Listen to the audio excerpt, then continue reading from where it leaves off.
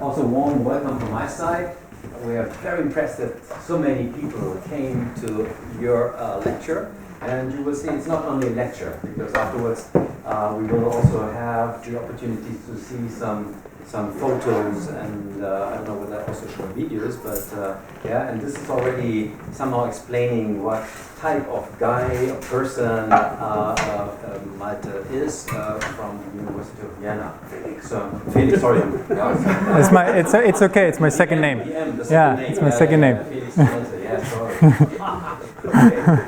Okay, my name is Javier Benitez. I'm a professor of economic geography at the Institute of Geography and also PI of the Global South Study Center. And the Global South Study Center was established in 2014 as a hub for bringing all people together working on Global South study issues, right? And when I came here in 2014 as well, I was surprised how much of people are working in different disciplines, and the GSSC was able then to bring all these people together and is organizing, let's say, its research through so-called thematic areas. And we have one thematic area called infrastructure, which is co-led by myself.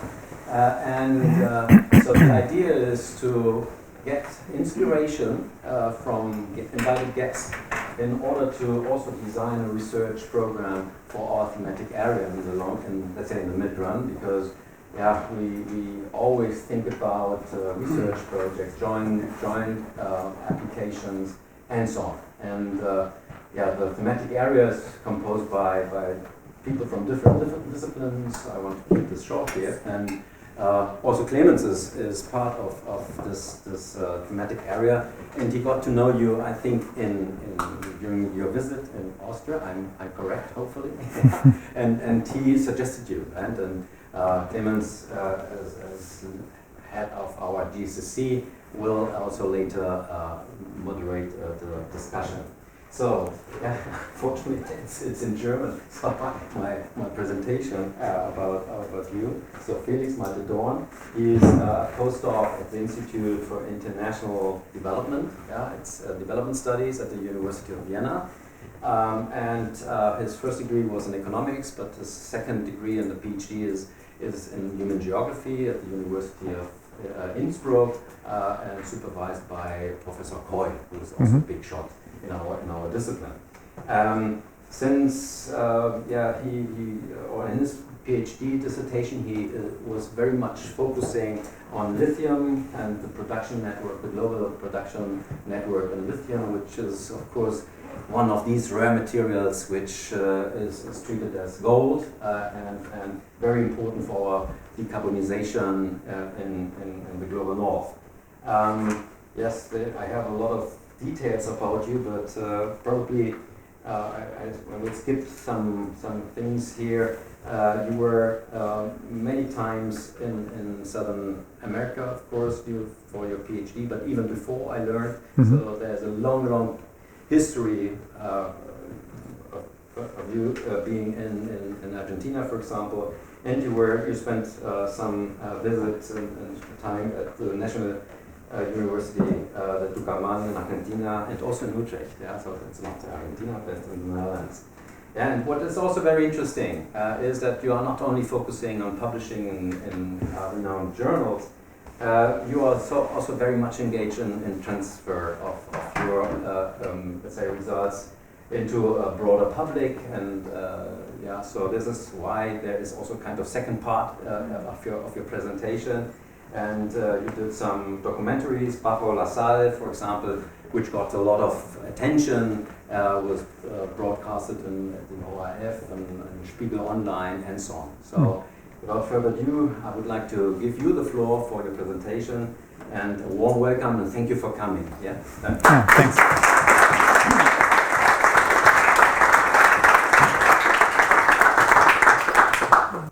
Thank you, first of all. Thanks, Clemens, in the first place, for the invitation and for pushing it to invite me. And thanks for the amazing organization. I followed the work here for a bit both at the GSSC, also at the Department of Geography and surroundings. So very nice to meet many of you in person now, and very nice to be here. thanks also for the warm introduction and for being here with me. As said, I'm not maybe a typical geographer. I switched disciplines quite a bit. I came from economics, then did my PhD in geography. Most recently I've been working at development studies from a political science perspective, which was not really my thing, but it was okay. And now actually it's my last month at the University of Vienna, starting a new position at Boku University at the Institute of Social Ecology in May. So I'm back to geography a bit, at least that's what I intend to do. So yeah, thanks for that. And in a very broad sense, and maybe that explains a bit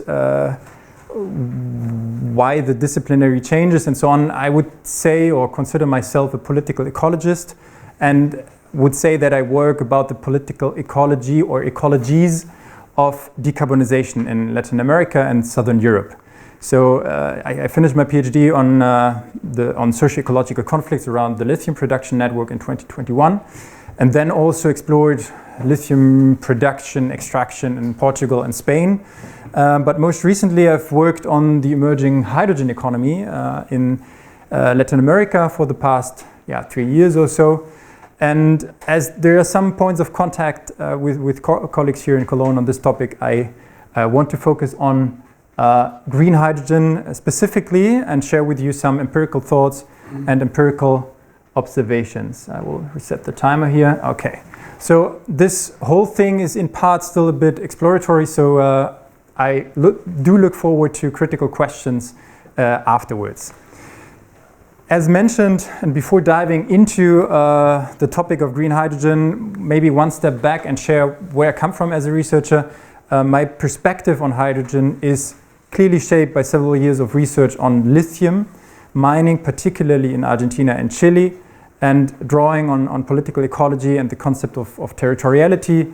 I've examined ambivalences of global production networks, focusing on the reconfiguration of social ecological relations, contested forms of land control, and emerging conflicts. And some of this work is captured in my book, The Lithium Rush, published in German in 2021, and maybe even more important, together with the Argentine filmmaker Emiliano Bassani, we produced this documentary here, Bajo la Sal. You can stream it online in case you're interested. Later we are going to show some photos.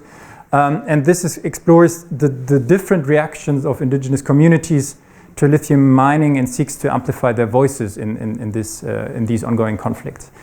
And I also co-founded the blog here, Lithium Worlds, with several colleagues, which serves a bit as a platform for dialogue and translation between the different worlds, academic and non-academic and so on. And why am I showing this here beyond maybe some self-marketing? Because these experiences definitely shape or have shaped my view on green technologies in the first place. And they also inform the way I approach the current hydrogen boom in Latin America. And it was also what caught my interest in the first place, because suddenly when doing research on lithium in 2021, 2022, there were suddenly hydrogen projects everywhere. And we see this, I observed that lithium and hydrogen are very often sort of entangled in regional energy transition projects. They are sort of thought collectively or combined. And we see this reflected maybe in this headline here, putting it all together by Forbes: hydrogen, lithium, copper, all the resources of the future that Europe is looking for in South America. But also, obviously, we find the typical headlines of the potential to become a world leader, the Saudi Arabia of of green hydrogen, but could also be lithium, and so on. So it's sort of mixed up a bit, and I was very much interested in that first. So why is South America important in this regard, or worth to take a look at in this regard? I don't think I need to start explaining the versatility of hydrogen and how to abate sectors, its geopolitical importance, the projected increase in global demand. I've also seen that at the Geography Institute, there are several talks, lectures on hydrogen this semester, so maybe there's more details elsewhere. But maybe just to show the interest in Latin America, when we look at the EU and Germany particularly, the future supply is very often to be secured primarily with so-called hydrogen, energy or climate partnerships. And the importance of Latin America for the political agenda is then reflected in several recent diplomatic visits, declarations of intent and so on. For example, a visit by Petro in Germany, by Scholz in Chile, or the signing of a memorandum of understanding here with Argentina, between the EU and Argentina. But most importantly, the expansion of a bilateral trade agreement with Chile to explicitly include access to critical raw materials such as lithium and clean energy sources or carriers such as hydrogen. So again, thought collectively. And Europe is obviously not the only interested stakeholder here. The same applies to South Korea, to Japan, to China, and so on. But these dynamics have already today translated into a growing number of announced projects across the continent. The map here by the International Energy Agency shows or visualizes hydrogen projects that are planned to be in operation until 2030. And we see a clear concentration of projects here in the Colombian Caribbean, in northeast Brazil, in Peru, and in Argentina and Chile and Patagonia. And given this context, in this presentation, I would like to explore the following questions. First, to what extent does hydrogen actually represent a new frontier in Latin America? Isn't it just another commodity and more of the same that had already or has already passed, happened in the past? And second, what socio-spatial or territorial configurations characterize the emerging hydrogen frontier in Argentina, Chile, and Colombia? So working with these case studies. And third, and that is very initial, maybe what imaginaries are linked to hydrogen and to what extent are these different in the three countries? And I will do this with the use of three case studies. I like to work with case studies, regional case studies. So the first one is Rio Negro in Argentina, then the Department of La Guajira in Colombia, and third, the department or the region of Magallanes in Chile.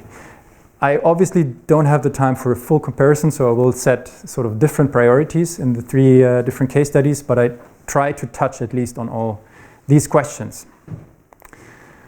Okay, so in the context of decarbonization, South America is very often framed as a future commodity superpower with one promised boom following another. So copper, lithium, hydrogen, now it's also rare earth elements.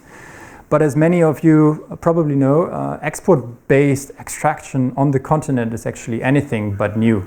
So I'd like to draw your attention here to the figure on the right. And this shows a material flow analysis for the Latin American continent, spanning from 1900 to 2016. And this study by Infante Amate and colleagues illustrates quite clearly an export surplus in primary raw materials. So it includes biomass, fossil fuels, metal ores, and non-metallic. And to this side, it's exports.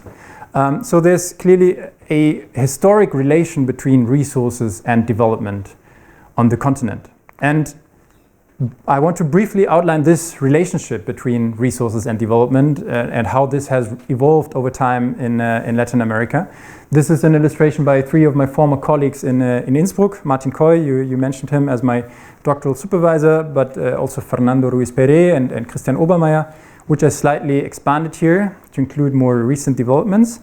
And as shown, the history of resource dependence begins down here with the phase of colonial exploitation starting in the 16th century, centered around precious metals, sugar, timber, and so on. And this continued until the independence of most Latin American states around 1810, when the region entered a phase of world market integration, primarily focused on exporting coffee, wheat, meat, minerals, and that continued until the Great Depression and the Second World War, more or less. From the 1940s onwards, many countries pursued a strategy of industrialization by import substitution, aimed at reducing dependence on the export of primary exports by promoting domestic industries. And this model was then later on dismantled first by a wave of dictatorships in Latin America, and later on by the so-called Washington Consensus and an era of neoliberalization, privatization, structural adjustment programs in the 80s and partly also in the 90s. And what followed was, well, first of all, an economic crash until in the late 90s.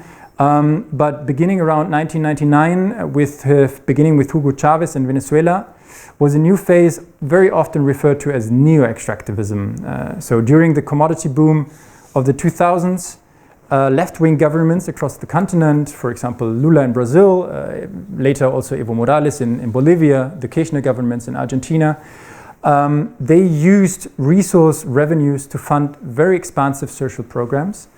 And in Argentina, for example, taxes on soybean exports reached up to 35% at some point. But after 2014 and 2015, commodity prices fell, and many progressive governments entered sort of a legitimate crisis, and rightward political shift followed in many countries. And I think the big question that we're faced with today is, well, where are we now? And I would not necessarily speak of a fully consolidated phase, but we can observe one pattern, which is green extractivism. So across the region, states promote the extraction of so-called transition minerals, climate change commodities, in hopes of attracting foreign direct investment, advancing technology transfer, and also enhancing domestic value chains. Nothing new. But these extractive activities are no longer presented as being compatible with climate change, but they are increasingly framed as necessary to overcome climate change. But, big but, because since we wrote this paper, we see the rise of many far-right governments in Latin America that openly reject the very existence of climate change.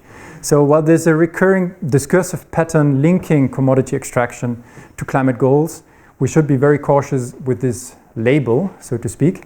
And speaking of labels, in recent years, there's a growing number of social science debates that have sought to describe resource extraction in the context of the energy transition through terms like green extractivism, green sacrifice zones, or green colonialism. I did that in part as well, but I want to engage critically with it. So these framings share a common concern that the material basis of decarbonization or the energy transition relies on and reproduces entrenched global inequalities, neo-colonial extractive regimes, and very asymmetrical North and South relations. And I don't claim that these perspectives are wrong, but I do believe that such maybe structurally deterministic arguments often capture only part of the story, and in fact I think they risk obscuring the very real transformations that are currently taking place.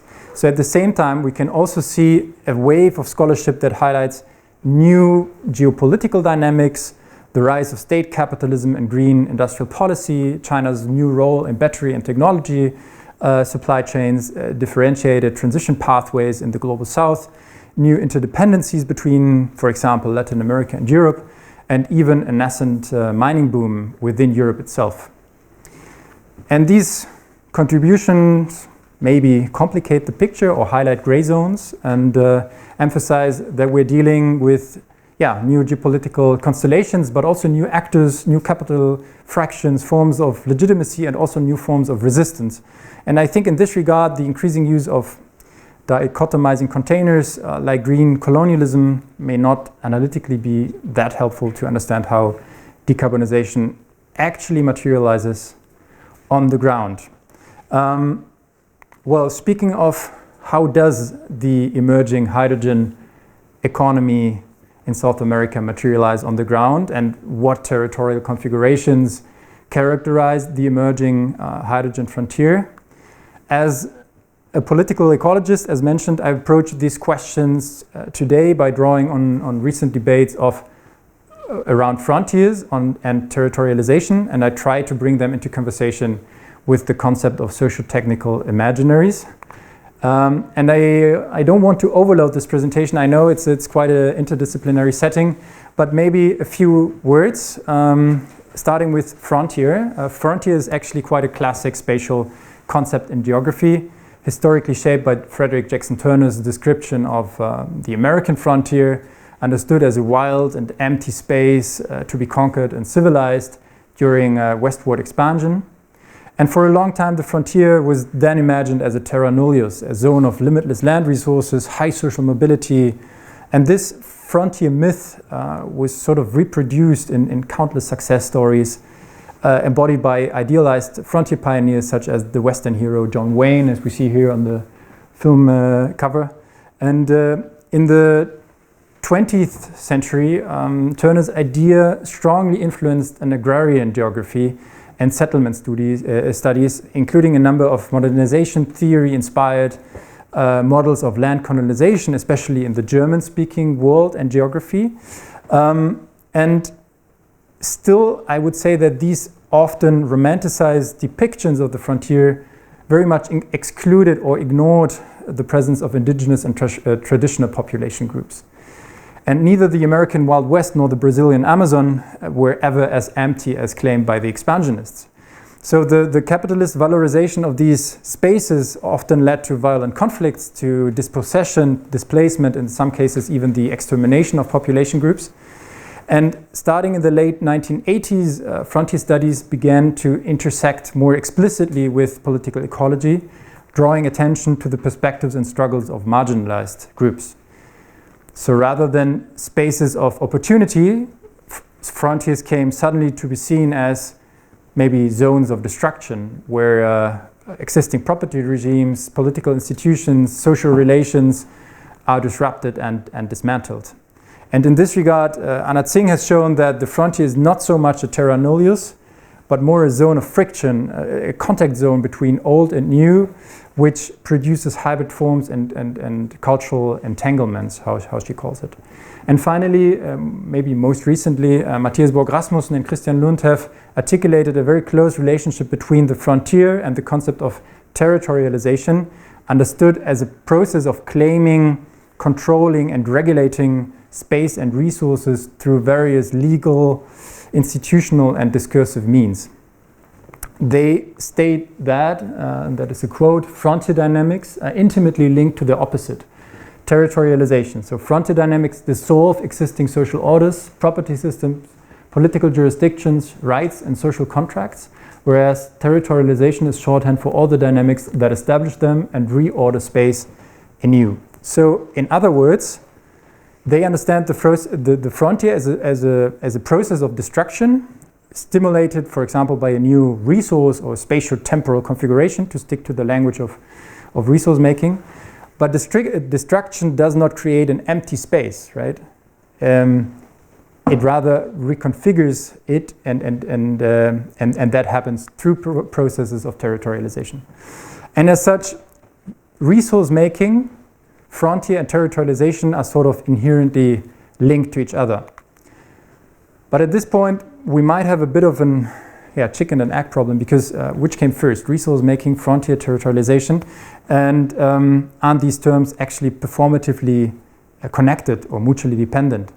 And I would argue that they are inherently connected, so we could imagine this as a spiral that never ends, and at the same time we obviously look at a specific section for the sake of analysis. And I would argue or add that decarbonization frontier can't just be understood in terms of material elements, so territorialization, but they're also discursively charged.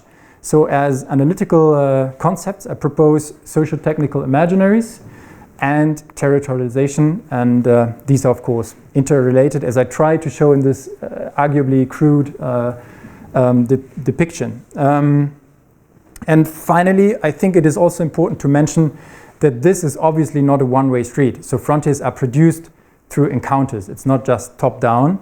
And these encounters produce territory. So in other words, this whole thing, what I show here, produces and reconfigures territory, or as I suggest in the book I'm currently working on, this is what constitutes the geographies of decarbonization. We can discuss about that later. Let me show you some examples, but first, to summarize, how do I propose to analyze the decarbonization frontier?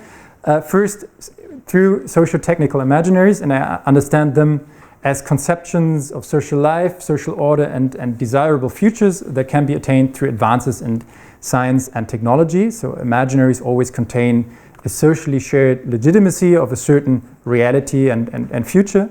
And in relation to decarbonization, they can also determine which path or transition path is taken in a newly emerging frontier. An ever-growing number of energy scholars have turned their attention to imaginaries, but my argument here is that spaces of resource valorization are also driven and legitimized by imaginaries. And on the other hand, we have territorialization that I understand as mechanisms of accessing and controlling resources in space, and analytical dimensions would be or could be, for example, territorial administration, legal systems, property rights, mapping, violence, and so on. And as mentioned, I won't apply all of these categories for each case study today, but rather focus on dominant tendencies. So starting with the case of Rio Negro in northern Patagonia, what you see in this picture is an old port terminal near Punta Colorada, once used to ship out iron ore from the nearby iron mine in Sierra Grande. And Sierra Grande is actually a small mining town that became heavily dependent on the iron industry. And when the mine shut down in 1992, the town fell into deep crisis. Within just a few months, the population was basically cut in half. And now it is precisely at this location that the Australian company Fortescue plans to build a large-scale hydrogen production facility and an export terminal. And in 2021, Fortescue announced a massive investment of $8.4 billion for the production of green hydrogen for export, something that then President Alberto Fernandez called the investment of the century. And the project came with bold promises: 15,000 direct, 40,000 indirect jobs, major infrastructure development, new industrial future for a region long affected by economic decline. And the provincial government of Rio Negro first embraced the project with great enthusiasm. The hydrogen is to be produced in Sierra Grande, but obviously with wind energy produced large-scale wind parks in the so-called Meseta de Somoncura plateau in northern Patagonia. As you can see here, that is Rio Negro. And the idea is to continuously expand the use of world-class winds and so-called unused land to generate renewable energy at scale. And following the official announcement, the provincial government declared the Fortescue project to be of central public interest. And while the announcement and the following activities raised many expectations in Sierra Grande, obviously, the lack of participation was strongly criticized by indigenous Mapuche communities in the area, who assert their right to self-determination, territorial governance, prior consultation. And these rights are obviously both enshrined in the Argentine constitution, but also reinforced by the country's ratification of the ILO Convention 169. And this contrasts maybe with the government's empty space narrative. So one government employee told me, arguably I have to admit over a beer, there live a couple of guys broken and without any perspective. This is the moon itself. There's absolutely nothing there. So that, talking about the Meseta de Somoncura. So we see here quite a classic frontier narrative, one of empty space waiting to be developed. And when we talk about the territorialization of space, regulation might be a key starting point. In the case of Rio Negro, this began with two provincial laws, one declaring the Fortescue project to be of central public interest, as mentioned, and granted the company access to 625,000 hectares of land for 50 years, extendable by 25 years. And on the other hand, another law to establish Argentina's largest free trade zone to facilitate the development of infrastructures. But while the provincial level is important in Argentina, Fortescue sought additional legal certainty. And then Governor Aravela Carreras became a key advocate for a hydrogen law at the national level. And interestingly, Argentina had already passed a hydrogen law back in 2006, but at that time there was no explicit emphasis on low emission hydrogen, and the law was formally valid for 15 years, but was never fully regulated or implemented. So it ended in 2021. And it was only in the wake of these green hydrogen discussions in Rio Negro that national level debates about green hydrogen or hydrogen in general re-emerged. And this time with a clear focus on positioning Argentina as sort of a global player in green hydrogen production. And when I started investigating hydrogen development in Argentina, the legislative process was still in its very early stages. So as mentioned, I tried to look at the future materialization through today's imaginaries and narratives, and I want to briefly show you the two most powerful imaginaries related to hydrogen production in Rio Negro. There are more, but those are the two most powerful ones that I found. The first one is clearly related to green hydrogen as a socio-technical imaginary. So especially the provincial government projects green hydrogen, a green hydrogen-focused imaginary of green growth, technological progress, spillover of know-how. Green hydrogen is definitely discursively interwoven with science and technology. This is, for example, reflected in various scientific political conferences organized in Rio Negro as of 2021. It is underlined by the provincial government's creation of the Green Hydrogen Institute in cooperation with the National University of Rio Negro, which established a postgraduate diploma that is a quote, to position Rio Negro as a technological pioneer for the energy of the future.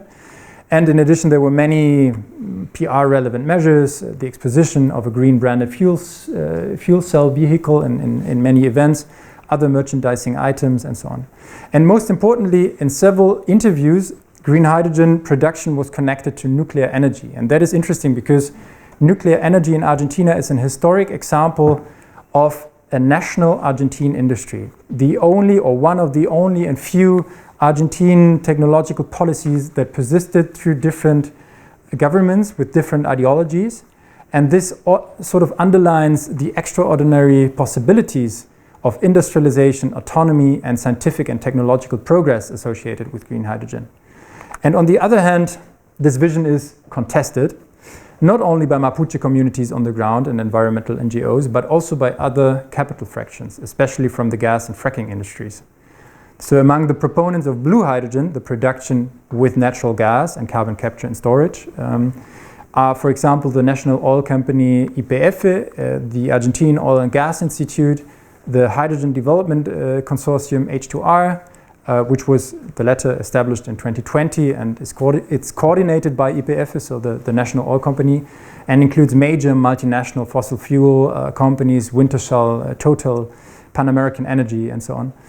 And these actors argue that a feasible and cost-effective hydrogen strategy, one that aligns with national energy sovereignty, must include blue hydrogen produced from natural gas. Argentina is very rich in shale gas, and since YPF first started exploiting the Vaca Muerta formation in northern Patagonia, operations have also expanded into Rio Negro. So we see fracking in Rio Negro today. And today, gas is very closely tied to the narrative of energy autonomy, and supporters point to the industrial ecosystem that has developed around shale gas and fracking. So when the Secretariat of Strategic Affairs at the national level started drafting a new hydrogen law, industry actors like YPF, the H2R consortium, and so on, and also the powerful nuclear energy industry were given a seat at the table. This law was submitted to Congress in May 2023, but has still not been passed. But that same year, the government published the National Hydrogen Strategy and the Hydrogen Action Plan, and in both documents, power dynamics are clearly reflected, I would say. So the original emphasis on green hydrogen has been replaced with the focus or with the more ambiguous category of low emission, paving the way for a multicolored hydrogen approach. And in addition, and I think that maybe crushed my insights at all, because now it has become sort of irrelevant for the moment. In addition, in 2024, the newly elected president, Javier Milei, enacted the promotional regime for large investments, the RIGI, the last law here, and that offers very generous incentives to all kinds of large-scale investors, no matter what sector or color at all. So that does, of course, not mean that there are no green hydrogen projects in Argentina anymore. In fact, there are more planned, especially in Tierra del Fuego in the far south. But at the same time, the Milei government is now supporting all kinds of mega projects, and fossil fuel industry is massively expanding. So to take it back to Rio Negro, in the case of Rio Negro, Fortescue announced that it would freeze its investment and focus on its major project in the north of Brazil for the time being. And at the same time, the discussions about a port in Punta Colorada, the picture I've shown you in the beginning, were used by YPF to announce a deep sea port for the export of gas and a pipeline across the province from Vaca Muerta to this port. So while hydrogen plants have been buried for the moment, fossilist projects keep expanding. Okay, that was more connected to imaginaries, and maybe for a fossilist pathway, let's switch to Chile. And Chile presents a much clearer focus on green hydrogen as the dominant pathway. This image shows a sign right in front of the very well-known Haru Oni plant operated by HIF Global and is located near the city of Punta Arenas. Porsche, Siemens, Enel, ExxonMobil are among the investors. For now, this facility operates with one single wind turbine and produces e-fuels with green hydrogen on a pilot scale. But Chile's green hydrogen agenda, it was first formalized under President Sebastián Piñera, who published also a national hydrogen strategy already in 2020. And unlike Argentina, Chile has no significant domestic gas reserves anymore, and also no nuclear plants, which is why the green hydrogen pathway is not seriously contested. And in the strategy published by Piñera or by the government back then, the mining sector was identified as the initial off-taker for hydrogen, which with exports to Europe and Asia envisioned for a later stage. Under the more left-wing President Gabriel Boric, since 2022, this policy direction has been maintained and expanded. The Ministry of Energy presented a Green Hydrogen Action Plan in 2024, which serves as a detailed roadmap for the sector. And this plan also includes some fiscal incentives, faster permitting procedures, the definition of environmental, social, and labor standards, and so on. And building on the 2020 National Hydrogen Strategy, Chile's development agency, Corfo, launched a large-scale financing program with backing from international institutions such as the Inter-American Development Bank, the World Bank, KfW, the European Investment Bank, and so on. And with a budget of $1 billion, Corfo supports projects in hydrogen production, aiming to attract international investors and scale up the sector as fast as possible.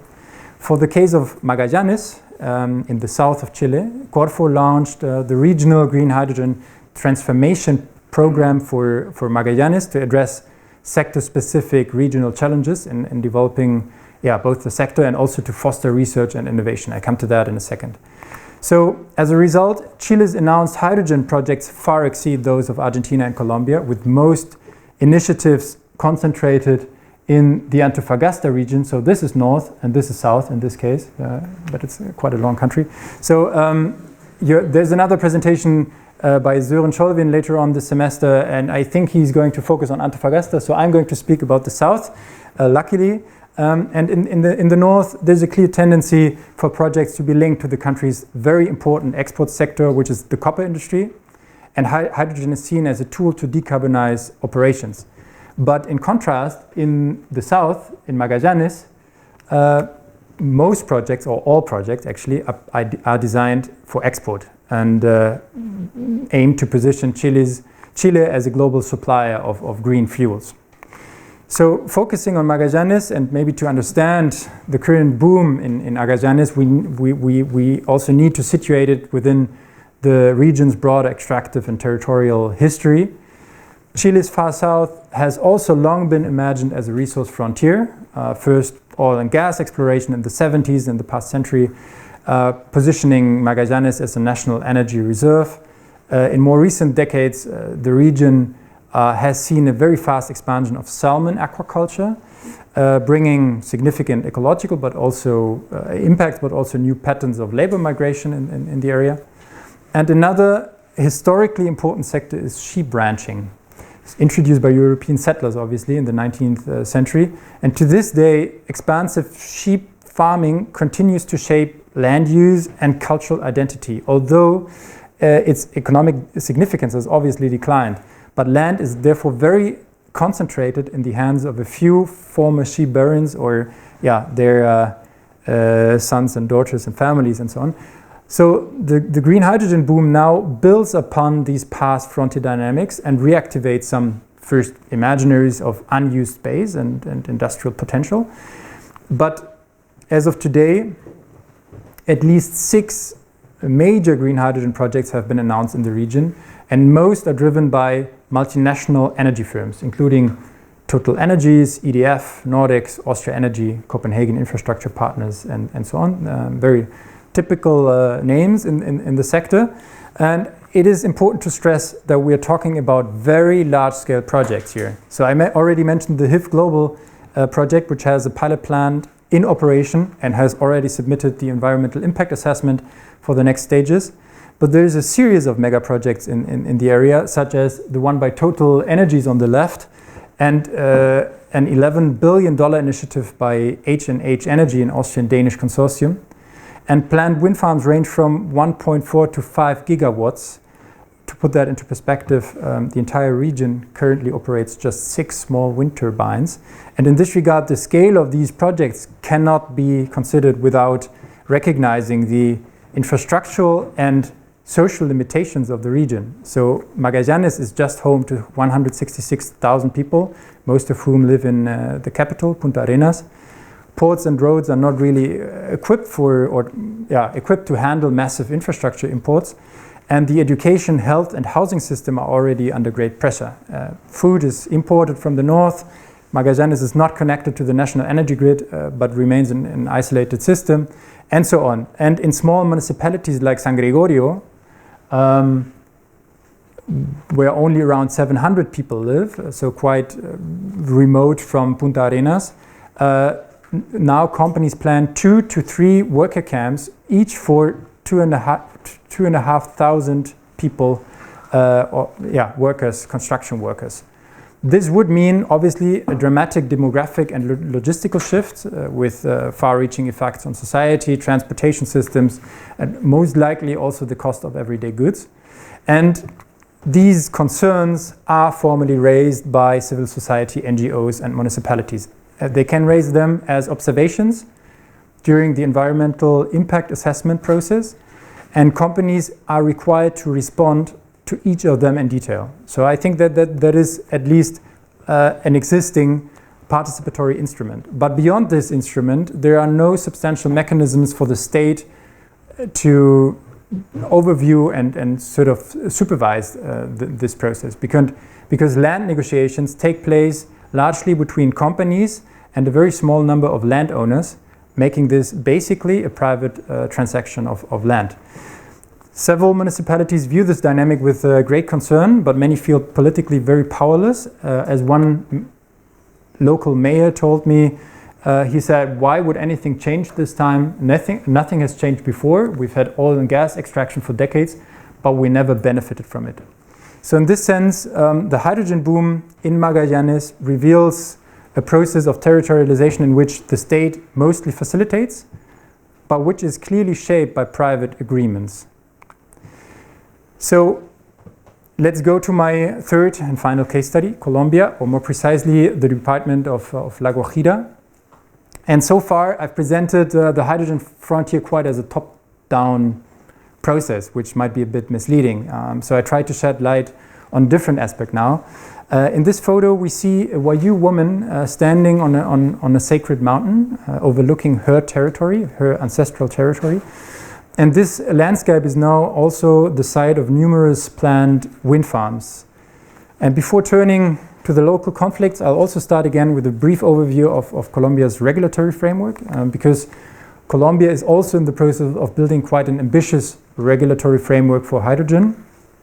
There's a strong degree of continuity between the conservative government of Iván Duque and the current progressive government of Gustavo Petro. So in 2021, Duque passed a law on energy transition that recognized both blue and green hydrogen as clean energy sources and introduced tax incentives to attract investments. That same year, the Ministry of Mines and Energy published a national national hydrogen roadmap, but Colombia still lacks a final hydrogen law. A draft has also been passed to Congress, but or has not yet passed Congress, but has been submitted to Congress this way.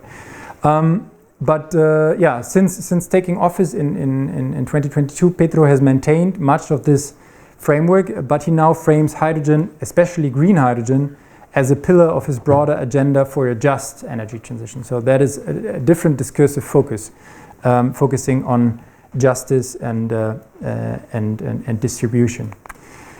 So the 2021 hydrogen roadmap has outlined 3 strategic regions, so-called hubs, for hydrogen development. Most importantly, the Caribbean coast, including cities like Cartagena and Barranquilla as industrial and logistical centers. Urban areas such as Medellin and Bogota for innovation, research and domestic use. And third, La Guajira as an export hub. And building on this roadmap, in 2023, the GIZ has proposed 6 more specific hydrogen hubs, as you can see here on this map. And these hydrogen hubs can be seen, I would say, as a territorialization strategy, a way to focus investment, infrastructure and policy attention in selected regions. And among these hubs, La Guajira stands out as the only one framed almost exclusively for export, making use of its port infrastructure previously used for coal. And again, I think this reflects quite a classic frontier narrative. La Guajira is imagined as an empty and underutilized space ready to be integrated into global production networks. And as Gustavo Petro declared in 2023, La Guajira could become the green hydrogen capital of South America. So quite ambitious. And this shows that the region is both materially and discursively positioned at the center of Colombia's green transition, so to speak. Okay, so let's focus on this envisioned hub. The department is a desert area that is sort of characterized by a cocktail of poverty, unmet basic needs, and a very long extractive history ranging from pearls to cotton, marijuana, oil and gas to coal. Since the 1980s, La Guajira is home to El Cerrejón. You might have heard about that. South America's largest open pit mine that provides more than 40% of Colombia's coal exports, also to Germany, and contributes almost half of La Guajira's GDP. But still, the region remains deeply marginalized, and none of these projects have improved the situation of the local population, particularly the Wayuu, Colombia's largest indigenous group. And El Cerrejón is omnipresent in the department. So first, through the vast open pit mine, through the 150-kilometer long coal railway, or up here, Puerto Bolívar, so Latin America's largest coal port, exclusively for exporting coal. And of course, wind energy and hydrogen differ from coal, right? In the materiality, narratives, and so on. But maybe 2 important points in this regard. So first, the wind and hydrogen boom is very much entangled with coal infrastructure, in the sense that La Guajira is also not connected to Colombia's national energy grid. Actually, many people or most people don't have access to electricity. So the first existing wind farms up here, there's just 2, Guajira 1 and Jipirachi, depend obviously on Cerrejón's private transmission line. And second, from the perspective of many Wayuu communities, these projects reproduce patterns of dispossession, exclusion. And in this regard, maybe the wind energy frontier does not create inequalities per se, but it definitely builds on existing inequalities. And that is very important because in recent years, La Guajira has become the focus of a real wind energy boom, adding a new layer to the region's extractive landscape. Mapping efforts by actors such as the GIZ and Colombia's Ministry of Mines and Energy have highlighted La Guajira's outstanding wind potential. So we see mapping. as an important strategy. And as a result, interest from both domestic and international investors has grown. So far, 17 companies, including 12 multinationals, have submitted applications for around 57 onshore and offshore wind farms, and at least 3 are already under construction, 2 have been built. And these wind energy developments are obviously spatially very extensive, require large areas for turbines, transmission corridors, access roads. They rely on private appropriation of space and so on. And I think, I mean, we could definitely state here that this raises serious questions about land access, prior consultation, distributional justice, especially marked in a region marked by deep structural inequalities. But territorialization through violence, and that might be new in comparison with the other case studies, explicitly comes into play here as well. For example, when opening the Guajira 1 wind farm had to be secured by the military to avoid sabotage by the indigenous communities. And these wind and hydrogen projects overlap with ancestral Wayuu territory and with very different ways of relating to land, nature, and development. Many Wayuu people live from pastoralism, fishing, salt harvesting, occasional wage labor, but their relationship to territory is not simply economic. From a Wayuu perspective, territory is always relational and spiritual. That includes cemeteries, sacred sites, and so on. And in Wayuu ontology, all beings, human and non-human, possess agency, so that maintaining harmony with the environment is quite essential. And that includes wind, which is problematic in this regard. So based on my fieldwork, I identified 5 major conflict dynamics in response to the expanding frontier.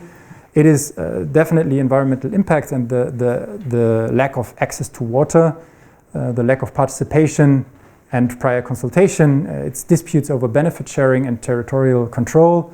It is sort of an historical trauma, although that's not a nice wording, linked to previous extractive booms and especially coal. And I think most importantly, it's diverging ontologies. So land and also wind are not inert resources, but living relational forces, so to speak. And due to this conflictivity, several projects have now been stopped or sold because they simply could not advance. And this shows that the hydrogen frontier is not only produced top-down, but that encounters also shape the reconfiguration of territory, right? Okay. So we looked at 3 case studies with different actors, geographies, regulatory frameworks, and so on. And as I said, this has not been a strictly structured comparison. Instead, I try to highlight different aspects in each case to draw attention to key tensions, narratives, territorial dynamics, and so on. But I think across contexts, a deeper maybe question arises. So what kind of frontier emerges in the name of decarbonization? And what makes this frontier specific? I think that is also an important question to ask. So I try to bring these maybe threads together somehow. And first, I think it's important to mention that we can't speak of one frontier. In all 3 cases, we've seen that the hydrogen frontier is contingent on past episodes of resource valorization and earlier frontier developments. So first in Argentina, we saw a fragmented process. I described that as towards a multicolor hydrogen economy. And I foregrounded policy conflicts and also different socio-technical imaginaries. And territorialization here takes place mainly through discursive elements and also legitimation. And structural violence does lead to very high acceptance in Sierra Grande, the old mining town. But at the same time, actors from the fossil industry have capitalized on the green hydrogen boom. Then the case of Chile in the center, which I described as from public interest to private agreements. And hydrogen here is promoted through a very strong regulatory and funding architecture with a clear preference for green hydrogen. But the state mostly facilitates, and by law, it's not allowed to invest itself. So providing incentives and a very streamlined process, land deals occur largely through private negotiations. And this is essentially a neoliberal energy transition. So the governance and land control are in the hands of private actors. And that is especially possible during the restructuring of property in the late 19th century in that area. And in Colombia, there are severe contradictions, ambivalences, conflicts. I describe that as from a just transition to territorial contestation. And the state here speaks of a just transition, but it implements it through hydrogen hubs, frontier narratives, and even militarized control, especially in La Guajira. And here territorialization is not only regulatory or economic, but it's also ontological, and it collides with indigenous worldviews, which is quite, or provokes many conflicts. We could call this the dark side of global production networks, where green projects reproduce existing asymmetries. But this hydrogen frontier is also shaped and produced through encounter, as mentioned, so that several projects had to be cancelled. So we do see different forms of territorialization, different forms of encounters, and so on. And thus we also see different frontiers. But having said that, there are also many similarities, and I want to maybe bring them together or highlight the most important one. I think this final image brings together one of the most important similarities discussed for the three cases. So we can see here two wind farms in La Guajira, or parts of wind farms. That is Quepirachi, and that is Guajira 1. And in the background, we can see ships waiting to be loaded for coal exports. And everyone talks about the energy transition, about hydrogen, renewables, decarbonization. But these three emblematic case studies all have a past with fossil fuels, or fossil fuel extraction. And what I've shown is that this transition is not a clean break from the past. It is entangled, it is layered, it is deeply embedded in existing fossil fuel infrastructures, actors, and so on. And in Rio Negro, green hydrogen, as mentioned, builds on a past extractive iron frontier, or iron mining, and ambitions now emerge alongside an expanding shale gas frontier in Vaca Muerta. In Magallanes, the national oil company INAP is basically running out of reserves, but is now repositioning itself as a logistics actor in the hydrogen economy. And in La Guajira, we see, in part because of experiences with coal mining, a very contested wind energy boom, while coal extraction basically continues, at least so far, and export ships still dominate the coastline. And I think what we're witnessing here is what Gavin Bridge and other colleagues have called multi-energy spaces, geographies in which fossil and renewable energy systems coexist, overlap, and are very often mutually constitutive. Thank you.